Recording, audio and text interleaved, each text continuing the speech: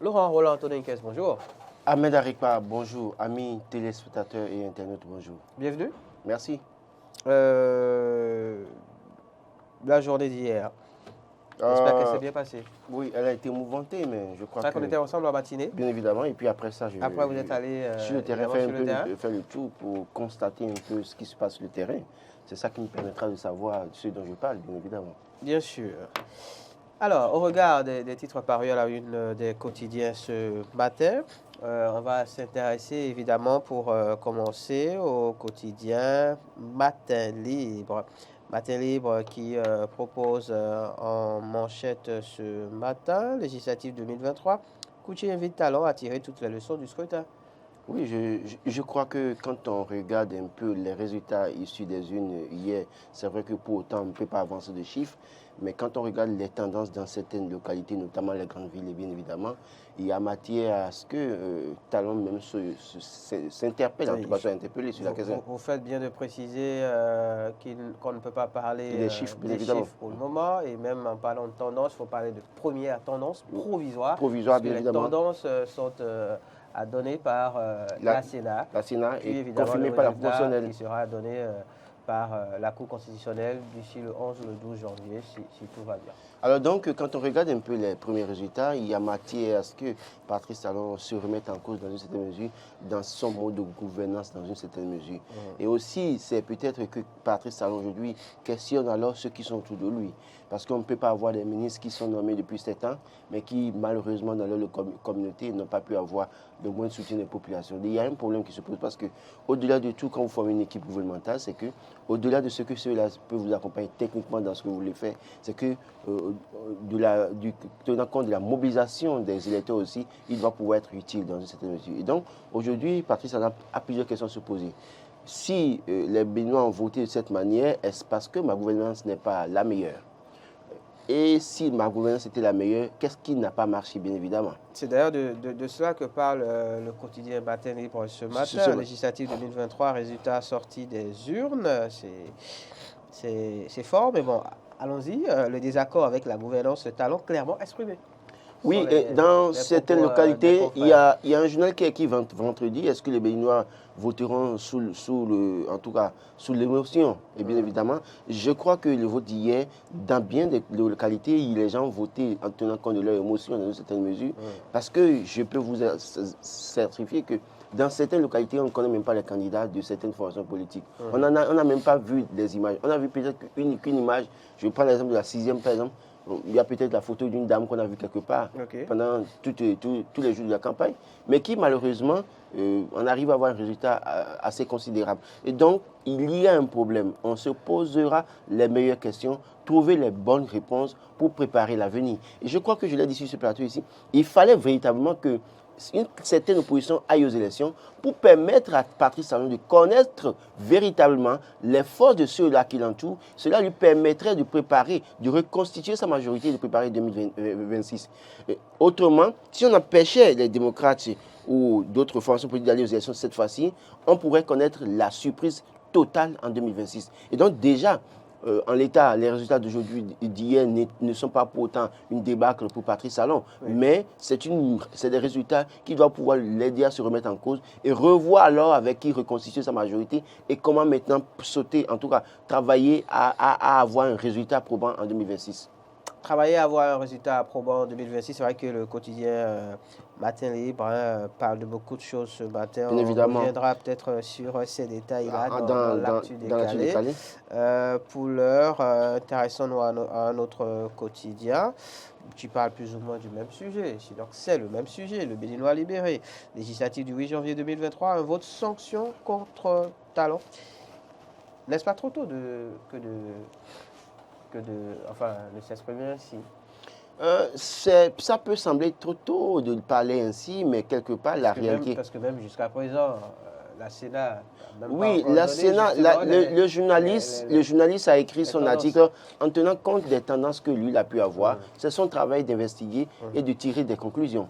Même si dans toutes les localités, on peut se réjouir de ce que les résultats n'ont pas été aussi catastrophiques pour la mouvance présidentielle dans cette localité, Oui. mais dans la généralité, on peut avoir matière à s'inquiéter pour la mouvance dans une certaine mesure. Et donc, il vaut mieux affronter la vérité en face plutôt que de chercher à contourner la vérité. Et reconnaître la vérité en face, c'est de reconnaître que quelque part, l'équipe autour de Patrice Talon n'a pas pu faire grand-chose pour le conforter dans une certaine mesure. Je ne dis pas de majorité, de minorité. Jusque-là, on ne peut pas en parler. Qui sera majorité, qui sera minorité, on ne sait pas. Mais quand on tient compte de certains résultats dans certaines grandes villes du Bénin, il y a matière à dire, oui, les Béninois ont peut-être fait un vote sanction. Et ce vote sanction, c'est pourquoi cette sanction, c'est là qu'il faut se poser la question et chercher les bonnes réponses, les meilleures réponses pour aller au contact des populations, se préparer ou bien changer de fusil d'épaule, comme on le dit, et ça permettra d'engranger des victoires pour les prochaines fois. Certaines personnalités politiques, Laurent Roland-Tonniquet, ont marqué et pesé de tout leur poids dans le déroulement du scrutin d'hier, 8 janvier 2023. D'ailleurs, il y a un quotidien qui s'est livré à cet exercice. Oui. On invite les internautes à se livrer à l'exercice. C'est Dabaou. Et il s'agit évidemment donc des hommes politiques qui, n'étant pas candidats, ont le plus impacté donc ce scrutin du 8 janvier dans le septentrion. Oui, justement, je crois que pêle-mêle, on voit le président de la Sénat, Saka Lafia, qui était UP. Aujourd'hui, il est président d'une institution qui organise des élections. Donc, on peut estimer qu'il est censé être neutre, bien évidemment. Il est neutre. Boni Yayi. Jusqu'à preuve du contraire, il est neutre. Boni Yayi, qui est l'ancien président. Boni Wourou, qui lentement, certainement, mais sûrement peut-être se prépare à une joute électorale, qui sait, bien évidemment. Et attendez, j'oublie son nom, celui qui suit Boni Yayi, pardon, Boni Wourou. Oui, j'oublie son nom. Non, je le connais très bien, le nom m'échappe. Je sais qu'après lui, il y a Savaï Kate de Banikwara, il y a Talata Tchabizime, il y a Wallis Zoumarou, il y a Théophile Yarou, il y a Alassane Seydou, il y a bien évidemment Abouaka Yaya, bien évidemment. Oui. Son nom m'échappe toujours, peut-être que je vais retrouver ça avant la fin de l'émission. Mais c'est pour vous dire que quoi, oui, ces personnalités, autant qu'elles sont dans leur localité, on peut au point influencer le vote. Mais il y a une personnalité qui a eu tellement de l'avance par rapport aux autres, et dont il faut tenir compte désormais dans les calculs politiques au Bénin. C'est-à-dire que même s'il a fini ce qui pourrait faire la tête du Bénin, aujourd'hui, c'est qu'il y a matière à craindre que ce personnage continue d'influencer le vote. Vous voulez parler de l'ancien président? Bien évidemment. Oui, bien évidemment. Boni Yayi. Donc, ça pose un problème. Il se fait que on a peut-être fait de penser qu'il est mort, il est fini politiquement, mais il a suffi qu'il fasse des apparitions. Imaginez que Boni Yayi fasse les mêmes apparitions qu'il a pu faire dans la partie septentrionale, s'il faisait ça dans la petite partie méridionale, ce que ça pourrait donner. Qu'est-ce qu'il en a empêché? Non, mais écoutez, peut-être qu'il a fait le choix. La preuve, il a transféré son bureau de vote de Kadiaou vers Tourou, alors qu'il votait à Kadiaou. Donc, c'est peut-être pour des raisons, peut-être qu'il craint aussi d'être gardé à la maison pendant 52 jours, peut-être. Non, mais écoutez, c'est vrai qu'il y a quelques jours encore, on parlait 2019, de l'anniversaire, de ce fameux anniversaire. Voilà, en 2019, le monsieur avait voulu s'imposer pendant les législatives, et puis il a été enfermé dans sa maison pendant des jours. Et donc, il a fini par comprendre que peut-être aussi il était dans la partie septentrionale, ça va être difficile de le coincer à la maison, et donc il a certainement fait le transfert. Qui sait? Mais prudence est mère de sûreté. Comme j'ai commencé à le dire, ne nous avançons pas trop vite. Non, mais écoutez, c'est une manière de parler. À la matière, puisque oui, on parle là d'impact, d'influence de l'ancien président. Non, mais quand on le veuille pas, il a eu une influence sur les votes. Mais oui, on n'a pas avancé. Je n'ai pas avancé le chiffre. Voilà, parce que, ok, on entend beaucoup de choses, mais attendons déjà que la Sénat nous fasse part des tendances et que la Cour constitutionnelle valide tout cela avant de pouvoir tirer les vraies conclusions. J'en parlais parce qu'en fait, le quotidien Le Béninois Libéré parle de poignant message ce matin de remerciement du docteur Komi Koutié après le vote de dimanche dernier. Oui, au rôle de ces personnalités. Est-ce qu'on peut aussi citer Komi Kouché, par exemple. Oui, Komi Kouché, malheureusement, Komi Kouché n'est pas sur place, est en exil, a pu poser des actes pendant cette campagne. Et quand on regarde un peu les chiffres issus des urnes, en tout cas dans sa localité, on comprend que c'est le fils bien-aimé encore de sa localité, le fils bien-aimé du terroir. Et donc, il y a et c'est de ça que je parlais vite, et bien évidemment.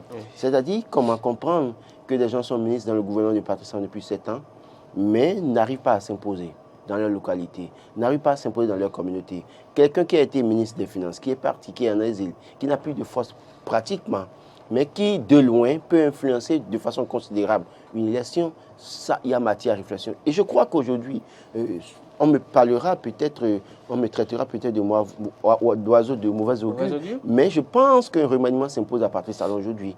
Un remaniement s'impose à Patrice Talon dans le sens que des gens qui sont ministres pendant 7 ans n'ont pas réussi dans la localité peut-être à conforter. J'en connais, Laurent Roland-Antonin, qu'est-ce qui risque de perdre le sommeil? Bien évidemment. Non, un remaniement en l'état aujourd'hui, un remaniement. Oui. Après les propos que vous tenez ce mais matin. Ils doivent souffrir que je le dise comme ça. Parce que moi, je dis une chose. Écoutez, dans les préfectures, il y a des gens qui sont chargés de mission depuis 7 ans. Des gens qui sont secrétaires généraux de préfecture depuis 7 ans. Des gens qui sont préfets depuis 7 ans. Mais écoutez, allez voir les résultats dans leur localité pour la mouvance. Des gens sont ministres depuis 7 ans, ils sont bien payés et quand même, ils sont DG depuis des années. Mais écoutez, qu'ont-ils apporté concrètement en termes d'électorat à Patrice Talon aujourd'hui?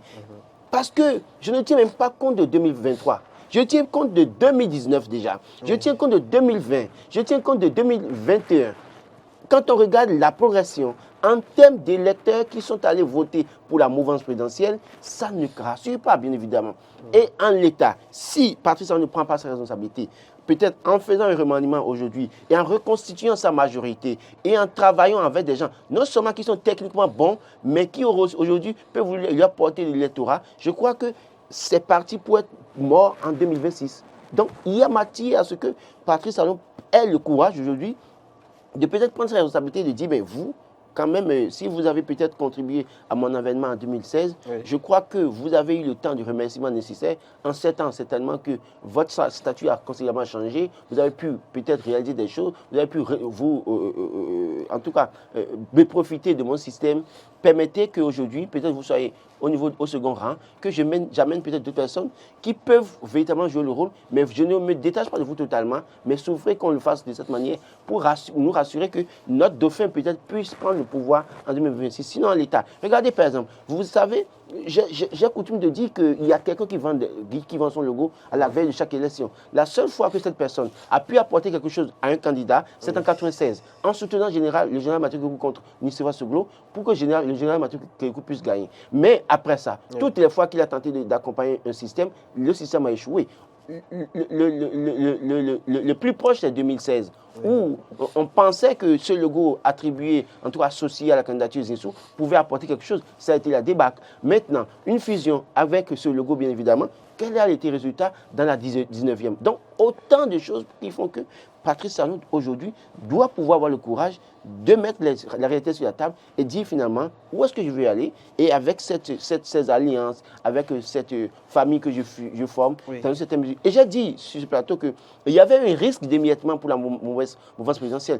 Et en l'état, on ne peut pas avancer de chiffres, bien évidemment, mais quand la Sénat finira par donner les tendances, vous comprendrez qu'il y avait véritablement un problème d'émiettement de voix, ce qui fragilise davantage la possibilité ou les chances de la mouvance d'avoir une majorité confortable, bien évidemment. À l'Assemblée nationale pour ce qui est de la 9e législature.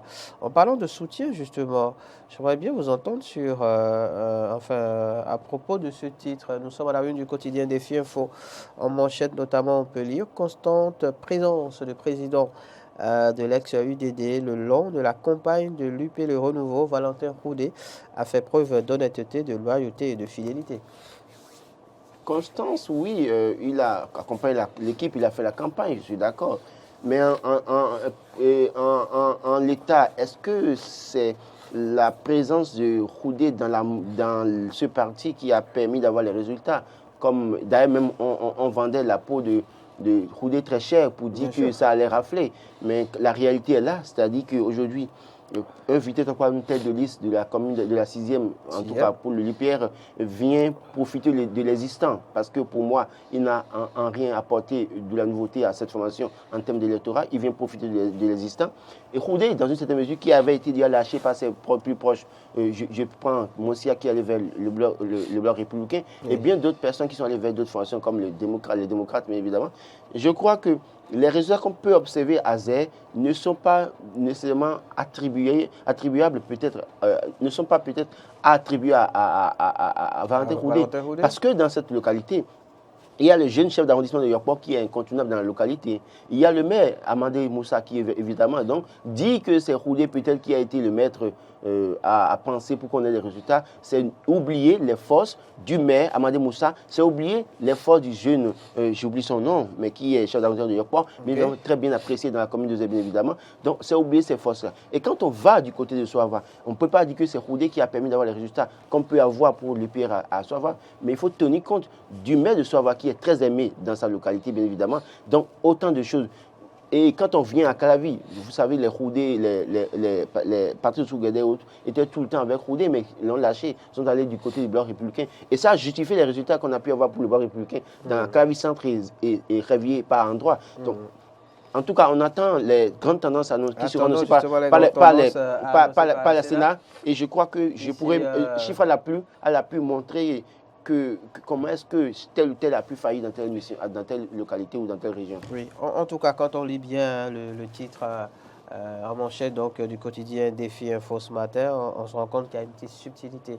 Il ne s'agit pas forcément d'attribuer un succès ou des résultats à Valentin Houdé. Il s'agit juste de faire remarquer qu'il a fait preuve d'honnêteté, de loyauté et de fidélité en étant présent constamment. Le long donc il n'avait pas d'autre choix que de le faire.